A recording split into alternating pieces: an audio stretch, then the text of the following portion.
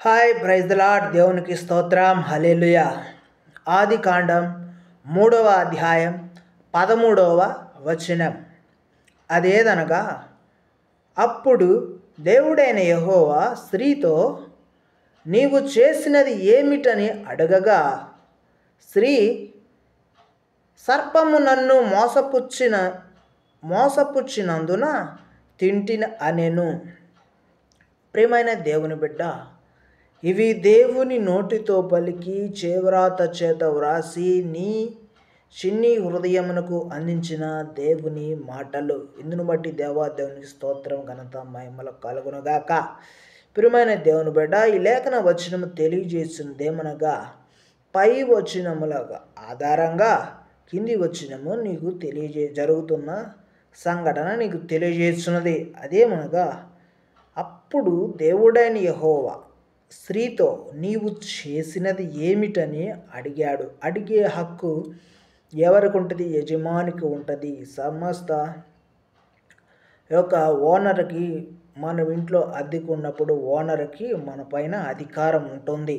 ఆ రీతిగానే దేవుడు తన ప్రియమైన బిడ్డలను, తన చేతితో నిర్మించిన బిడ్డలను, వారు పడిపోయిన యొక్క ఆజ్ఞ మీరిన, అతిక్రమం మీరిన తరుణములో వారు పోగొట్టుకున్న, లేకపోతే వారికి గాయమైన ఆ హృదయపు గాయాలను కట్టాలని దేవుడు వారితో మాట్లాడి ఓదారుస్తున్నాడు. ఆదరించటానికి, తన హృదయాంతర్భాగంలో ఉన్న ప్రేమను వెల్లడి చేయడం కొరకాయి అవ్వను అడుగుచున్నాడు తన ప్రియమైన బిడ్డను. ఏమనంటే, నీవు చేసినది ఏమిటమ్మా అనే ప్రేమతో అడుగుతున్నాడు. అందుకు ఆ స్త్రీ, ఇక్కడ స్త్రీ అని ఇవ్వబడింది, స్త్రీగా మారిపోయింది.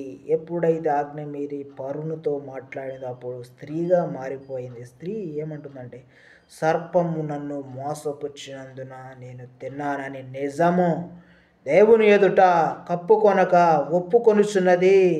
వీరిద్దరి సంభాషణ చూడగా, పైన జరిగిన సందర్భంలో చూడగా నిజమే జరిగినది దేవుని ఎదుట ఒప్పుకొనుచున్నదని లేఖన వచనం తెలియజేస్తుంది. ప్రియమైన దేవుని బిడ్డ, నీవు ఈ వాక్యము చదివినప్పుడు, వినినప్పుడు, చూచినప్పుడు, మాట్లాడినప్పుడు, వ్రాసినప్పుడు, ధ్యానించినప్పుడు, గ్రహించినప్పుడు, ప్రార్థించినప్పుడు తప్పక దీని వెనుక ఉన్నటువంటి దేవుని నిజమైన ప్రేమ, నిజమైన శాశ్వతమైన ప్రేమ, జ్ఞానం, బుద్ధి, సర్వ సంపద, దీని వెనుక జరిగినటువంటి నిజమైనటువంటి దేవుని ప్రణాళిక నీ చిన్ని హృదయానికి తప్పక నీ నడినెత్తిన చరికాల వరకు దేవుని మహిమ నిన్ను కమ్ముకొనుగాక.